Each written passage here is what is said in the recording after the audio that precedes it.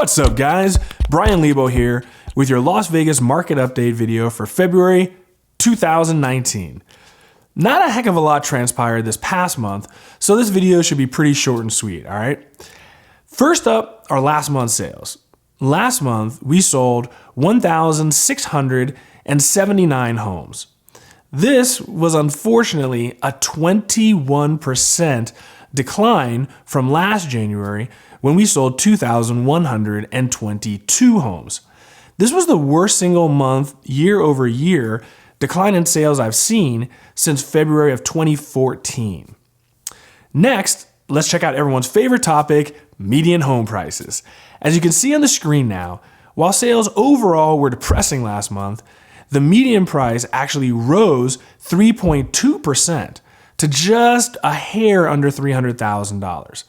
Now, ironically, this is the highest appreciation in the month of January I've seen since I started tracking back in 2012. This also puts us 13.2% above the median price of $265 that was set last January. Okay, now let's check out our current inventory levels. As you can see, along with median price, our inventory also rose last month. We ended the month with 7,284 homes on the market. This was almost a 7% monthly increase. Other than 2016, I haven't seen a January increase in inventory this entire decade. Even then, we only rose 1.5%. Next, let's break down our inventory. As you can see, 1.4% of the market are short sales, with an identical 1.4% being foreclosures. That leaves us with 97.2% of the market as normal sales. Looking back at this time last year, I can say that while the number of short sales are identical, the foreclosure listings are 3 times as high. Now, that sounds bad, but to go from 33 this time last year to 100 now, well, that doesn't really move the needle much now, does it? Now, since we're talking about foreclosure activity, this might be a really good time to check in on the notice of default activity as well, since this essentially predicts the future flow of foreclosures. Even though it's been a while since we looked at this, you can clearly see that we literally had half the default activity last month that we did in January last year. Suffice to say, there's no imminent flood of foreclosures on the horizon. So now let's wrap up what we've learned and try to make some sense out of all of this. Sales were terrible last month. There's simply no way to spin that one. Conversely, the median price rose sharply in a very unexpected way. Inventory is continuing to grow, and while we have 3 times the amount of foreclosures on the market right now, it doesn't look like we're going to be affected much by it this year at all.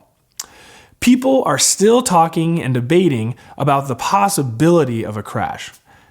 I, for one, don't see it, and really the metrics don't support that logic either. One reason sales might be down is due to the fact that we have a very polarizing divide right now. On one hand, new homes are grossly overpriced.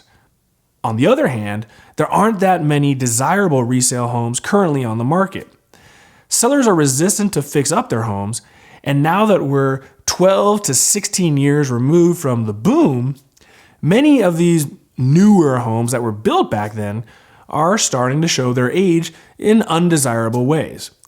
Now, this leaves buyers with the decision to buy a home perceived by them as, a fixer-upper, or overpay for a new home.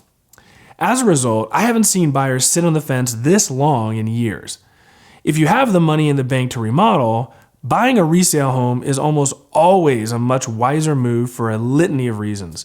But for those who don't have money left over after their down payment, they simply need to find the very best home that's in move-in condition that they possibly can.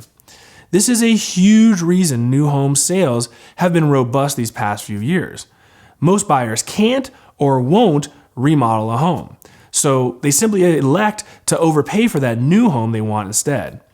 In the end, I still believe we're going to have a reasonably good year on the market. I've gone on the record as stating that 5% seems to be a reasonable number for this year. But let's not put too much faith in median prices. Everything is relative. I can name 2 neighborhoods off the top of my head where homes are selling for much less than they were just 7 months ago. Meanwhile, others are selling at 10% higher over that same period of time. Well, that's it for February, guys. Thank you so much for watching. Please be sure to smash that bell button and subscribe to my channel. Have a great rest of the month, and I'll see you all in spring.